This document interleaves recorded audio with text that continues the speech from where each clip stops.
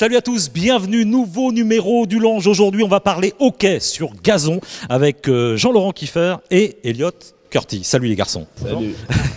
Alors, c'est Loïs Kahn, évidemment, qu'on retrouve, notre spécialiste de l'athlétisme qui aujourd'hui va tracer votre portrait. Oui, et aujourd'hui, je ne vais tracer aucun portrait, car je n'ai rien sur eux. Ça y est, c'est la révolution. C'est la révolution, ça y est.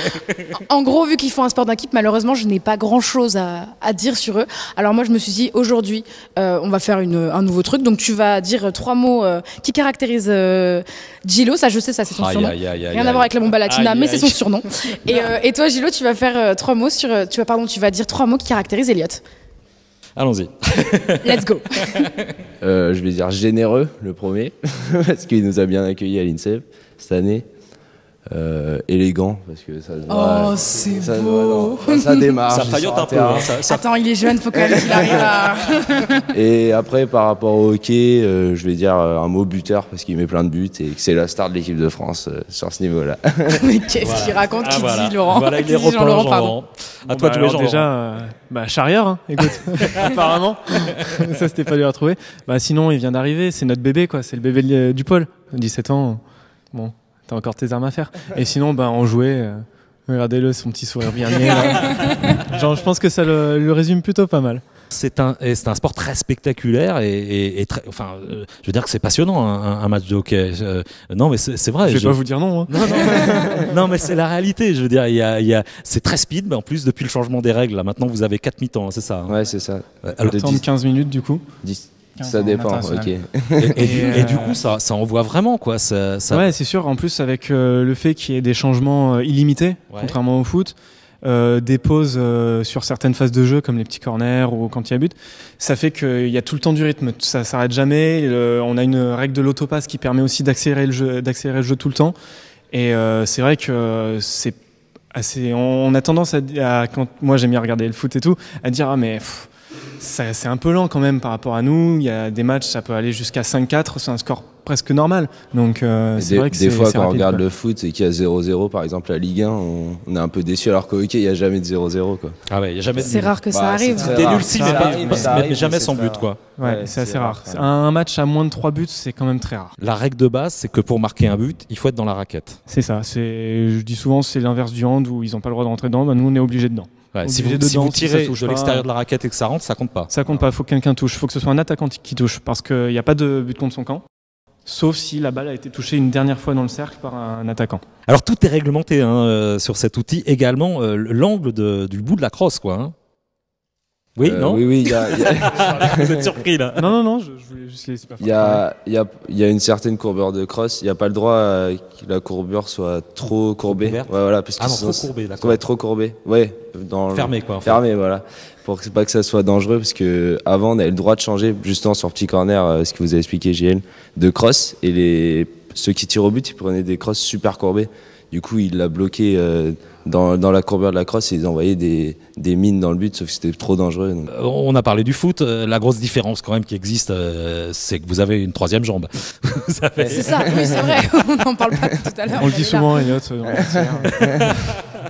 Non, mais cette crosse, voilà, c'est ce qui fait toute la particularité de votre sport aussi. Hein. La crosse, elle aussi, a une réglementation dessus. Là, on peut voir, il y a une partie qui est plane avec laquelle on joue et l'autre partie qui est arrondie et on n'a pas le droit de toucher la balle avec, ça fait faute sinon. Ensuite, il y a différentes courbures, la composition n'est pas la même selon les crosses et donc chaque joueur a sa crosse à lui. Et avec cette crosse, vous vous contentez pas de taper au ras du sol, hein. Il y a aussi des phases aériennes. Ouais, il y a aussi une partie un peu 3D du jeu. On peut faire un peu tout ce qu'on veut à partir du moment où ça devient pas dangereux.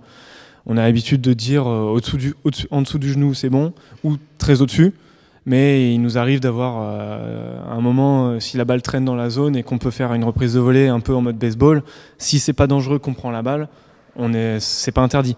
Avant justement, par rapport au fait qu'on parlait des changements de règles qui arrivent un peu tous les ans, avant c'était interdit de contrôler la balle ou de la toucher au-dessus des épaules. D'accord. Et ça fait 2-3 ans qu'on a changé pour amener un petit peu plus de spectacle. But, par exemple, ça on c'est a possible. déjà vu des buts en mode un peu dunk. D'accord. Ça c'est spectaculaire. Et puis beaucoup de tirs en cloche aussi pour tromper le goal. C'est ce qu'on appelle des scoops, ouais. Ouais. Et il y a une règle, par contre, il faut que le défenseur ou l'attaquant soit à 5 mètres.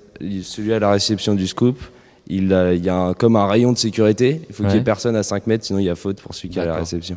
Pour pas que ce soit dangereux, justement. Alors on parle de la balle aussi, elle est un peu comme ça, elle ressemble un peu à une balle de golf, mais beaucoup plus grosse, quoi. Beaucoup plus grosse. Ouais, c'est une grosse balle de golf. lourd, hein. En fait, c'est un peu plus grand qu'une balle de tennis et c'est en plastique dur. Donc 160 grammes, je crois, un truc comme ça. j'en sais rien. Ouais, c'est ce que j'ai C'est vu. creux à l'intérieur. C'est ce que par j'ai contre. vu, ouais. Et Y a c'est rien creux à à l'intérieur, l'intérieur c'est creux à et l'intérieur. D'accord. vaut mieux pas se la prendre Ouais. sur n'importe où en fait. D'ailleurs, Ça fait le mal. protège-dents est obligatoire dans votre discipline. Hein. Pas obligatoire, mais il y a des règles qui sont sur le point d'être instaurées pour essayer de forcer les choses parce qu'on a déjà vu des accidents. Bah, si on veut garder nos dents, C'est quoi faut mieux justement, l'avoir enfin, concerné. la fille qui veut voir tous les trucs les plus gore, c'est quoi le pire accident qui s'est produit? Ben, Bah, je quoi me souviens, il y a 2 ou 3 ans, juste avant que nous on parte à la Coupe du Monde Junior, une semaine avant, dans le championnat hollandais, il y a 2 joueurs internationaux qui se disputent la balle et il y en a un qui relève la crosse et ça part dans les dents de son partenaire qui n'avait pas de protège-dents et sur l'image on voit les dents qui sautent. Je crois qu'il y en a au moins 7 qui sont partis Ah mon Dieu. et bon, vaut mieux mettre une petite centaine d'euros dans un protège-dents avant toutes les pertes, quoi. Bon, on va quand même parler un peu des Jeux Olympiques. C'est le Graal de. C'est le Graal de tous les sportifs qui sont ici à l'INSEP. Vous en faites partie. Jean-Laurent, ça fait partie évidemment d'un rêve quelque part aussi, les Jeux Olympiques. Bien sûr, ouais. Si ça n'avait pas été un rêve, je vois pas ce qu'on ferait là. Ouais. Déjà de base à l'INSEP surtout. Bien sûr. Et oui, les Jeux, on n'a pas réussi à se qualifier. C'était l'été dernier. Donc bon, c'est forcément tant que les Jeux seront pas finis ceux de Rio, il y aura une petite cicatrice qui aura un peu de mal à se refermer, quoi. Ils aiment le foot et surtout le hockey sur gazon, donc forcément, baby-foot dans le défi. C'est comme ça. Donc je vous rappelle la règle. C'est Hello qui va lâcher la petite bouboule et c'est le premier des 2 qui marque qui gagne. Hello, c'est quand tu veux. Top départ. Attention, très chaud. On va voir si Jean-Laurent est aussi efficace et élégant qu'on nous Petit l'a dit. scoop, je le vois souvent ici en Ah train de ouais, jouer au baby-foot, d'accord. donc il y a moyen. Ah ouais. Ah bah, bah. voilà, c'est terminé. On dirait que j'ai même pas eu le temps de commenter. Bien joué les garçons, bien joué. Ouais, c'est ça. Non, mais- J'étais en train de le mettre en avant, j'étais en train de dire qu'il allait tout gagner, bah même pas. Tu dis. C'est mon aîné, faut que je le laisse gagner. Ok, on fait comme ça. Rapprochez-vous, on va faire une petite photo de famille pour se dire au revoir. Merci en tout cas de votre complicité et de ce moment passé avec nous. Et puis nous, on se retrouve évidemment la semaine prochaine avec d'autres champions pour d'autres aventures. Salut à tous, bye bye.